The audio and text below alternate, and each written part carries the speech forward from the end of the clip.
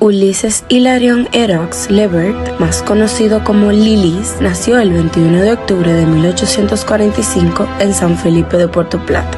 Cuando Ulises cumplió cierta edad, ya siendo un adolescente, este fue a unirse al ejército. Se presentó delante del coronel en jefe de la fortaleza para formar parte del ejército.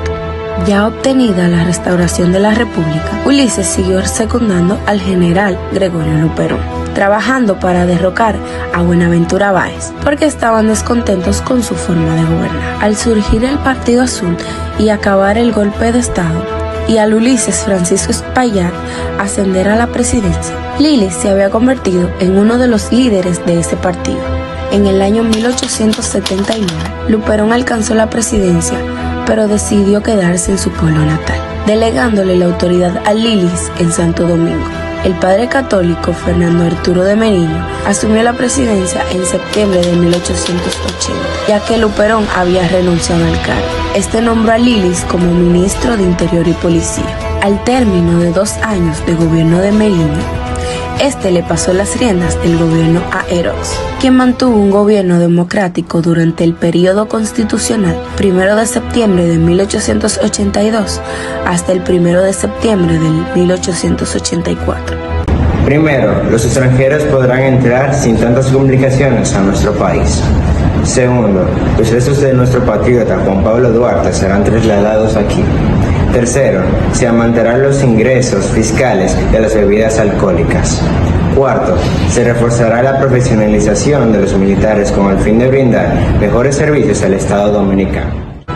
Las administraciones de Luperón y Meriño propiciaron una relativa estabilidad política al país, situación que se mantuvo en el primer período de Erox, donde solo se verificó un levantamiento de relevancia.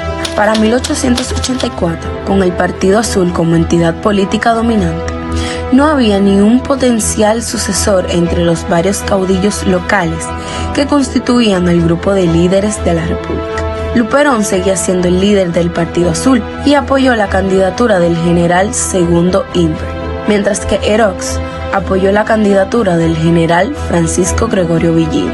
Erox le aseguró a Luperón que se iba a poner del lado de Imbert si este ganaba.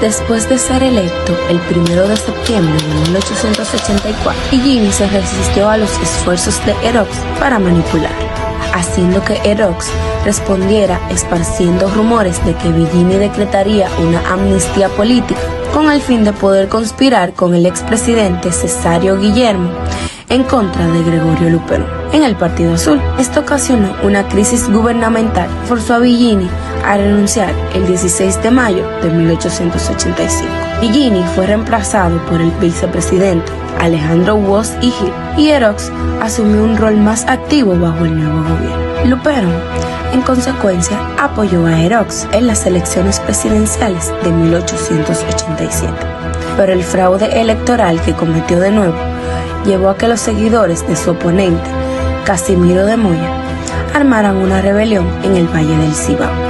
Apoyado por Luperón, Erox suprimió brutalmente el levantamiento, poniendo fin al sentir de descontento que había copado a la sociedad dominicana. Habiendo obtenido el poder nuevamente, Erox lo mantuvo en sus manos por el resto de su vida, abarcando los periodos 1887 hasta 1889, 1893 hasta 1897 y 1897 hasta 1899. En 1888 exilió a su mentor Gregorio Luperón y al año siguiente forzó al Congreso a pasar una reforma constitucional aboliendo el impedimento a la reelección presidencial y eliminando el sistema de votación por voto directo. También desarrolló una amplia red de espías, informantes y policías secretos con el fin de prevenir rebeliones, asesinar o forzar el exilio de políticos negados a cooperar con su gobierno. Lilis llenó cárceles de presos políticos, amordazó a la prensa y controló el Congreso. Erox y sus seguidores se enriquecieron a través de grandes inversiones privadas en la pujante economía de exportaciones. Erox se enteró de los planes de invasión y procedió a amenazar al mandatario haitiano. comunicándole que si seguía apoyándola, él le entregaría armas a sus adversarios para que fuesen a derrocarlo. El propósito de Lilis se cumplió, y estas amenazas hicieron que el mandatario haitiano traicionara a los patriotas. Erox se caracterizaba por ser mujeriego.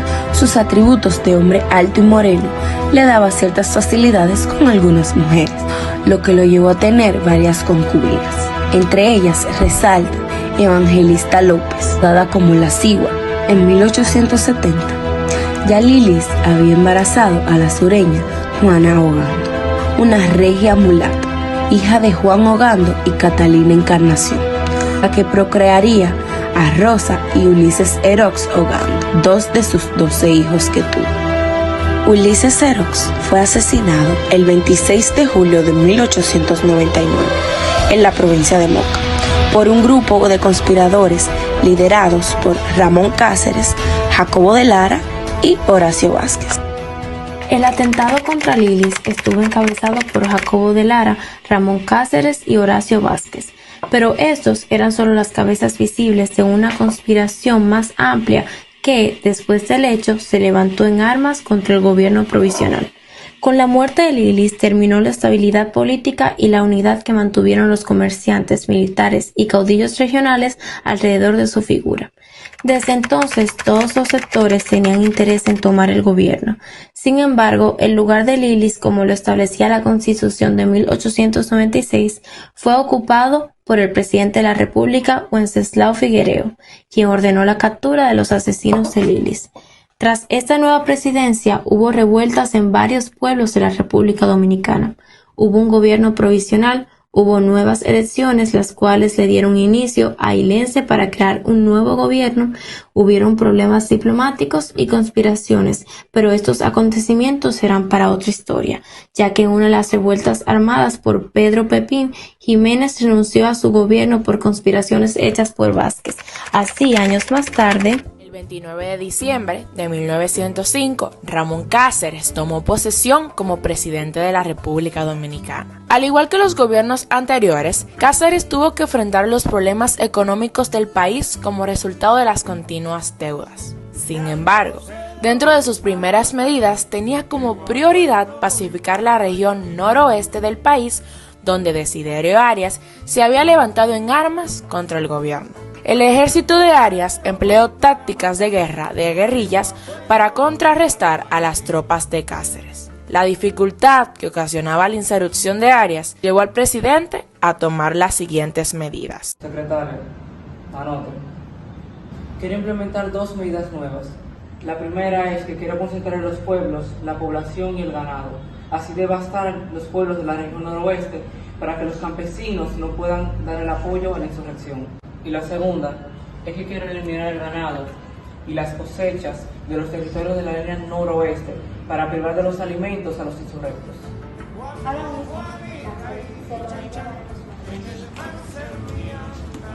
Para pacificar los focos insurreccionales, Cáceres utilizó las llamadas encerronas, que consistían en enviar un emisario a proponer un acuerdo de paz a los caudillos opositores a su gobierno.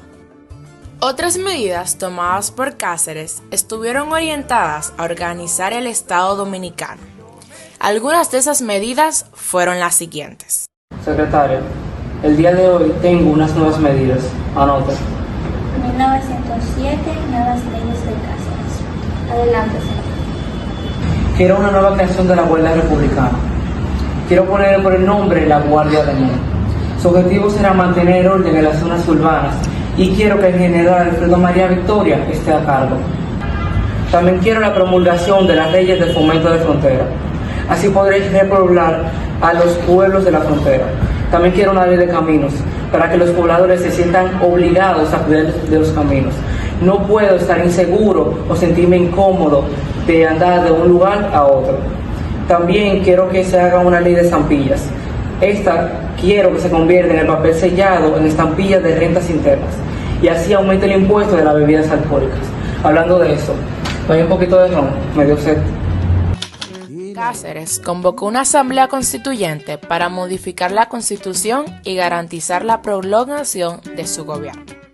Algunas de las modificaciones fueron las siguientes: extender el periodo de gobierno de 4 a 6 años y mantener el principio de la reelección. Eliminar el cargo de vicepresidente y el consejo de secretarios y concentrar el poder militar en el poder ejecutivo. 12 provincias bajo la responsabilidad de los gobernadores y establecer la libertad de tránsito. Esta última reforma fue muy significativa, debido a que para trasladarse de un lugar a otro dentro del territorio nacional era necesario estar dotado de un pasaporte. Ramón Cáceres enfrentó los problemas financieros heredados del mal manejo de las finanzas dominicanas. Cuando asumió el poder, la deuda pública ascendía a más de 40 millones de dólares, aproximadamente, mientras que las recaudaciones solo eran de 2 millones de dólares al año. A pesar del funcionamiento del modus vivendi, las recaudaciones eran pocas y las recaudaciones se sentían inconformes. En marzo de 1906, Cáceres envió a Velázquez a negociar la deuda con los Estados Unidos. El presidente Roosevelt envió a Jacobo Hollander a investigar el monto real de la deuda y propuso un plan de ajustes que redujo esta a 17 mil millones de dólares. Para saldar las deudas de los tenedores europeos, los Estados Unidos concedieron al gobierno dominicano un préstamo de 20 mil millones y con el resto construir importantes obras como el ferrocarril Moca-Santiago, inaugurado en 1909. Para consolidar la deuda fue necesario firmar un nuevo acuerdo, la nueva Convención Dominico-Americana de 1907, mediante la cual la República Dominicana entregó el control de las recaudaciones de sus aduanas a los Estados Unidos para el pago de la deuda externa. Esta convención se puso en riesgo la soberanía nacional, ya que a partir de la misma los gobiernos dominicanos estaban atados a la política de los gobiernos de norteamericanos.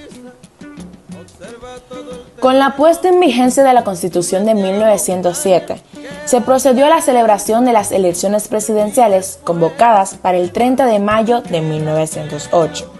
¿Sabías que, aparte de las elecciones convocadas para el 30 de mayo en la República Dominicana, también se conmemora el Día de la Libertad gracias al ajusticiamiento del dictador Trujillo? Gracias, Trujillo. En dichas elecciones, solo se presentó como candidato Ramón Cáceres, quien fue juramentado en el cargo de julio del mismo año. Cáceres logró así extender su gobierno desde 1906 hasta 1911.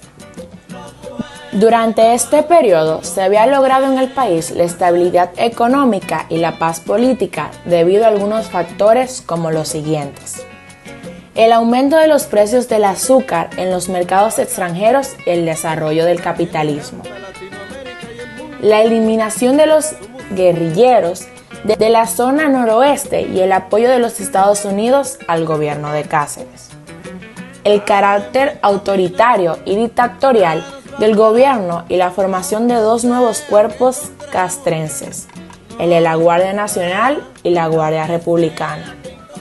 El periodo de paz interna que vivió el país a partir de 1908 le permitió al presidente Cáceres disponer de los recursos de la receptoría para iniciar una serie de obras, entre las cuales se encontraban la construcción de nuevos tramos del ferrocarril de Moca a Santiago, la construcción de los tramos de carreteras desde Santo Domingo hacia el norte y hacia el sur, la extensión de las líneas telegráficas y telefónicas en el país, la construcción de nuevos faros en las costas de la República y de las escuelas. Así, de 200 escuelas que habían en nuestro país en 1904, el número de planteles ascendió a 491 en el año 1910. En 1911, el partido que había apoyado a Cáceres se dividió en dos sectores: los seguidores del presidente, o sea de Cáceres, y los seguidores de Horacio Vázquez. Horacio Vázquez había iniciado una campaña de reclamaciones contra el gobierno con la cual se identificaron muchos de los coludos. El 19 de noviembre de 1911, una conspiración encabezada por el general Luis Tejada emboscó el carruaje del presidente Cáceres y le asesinó.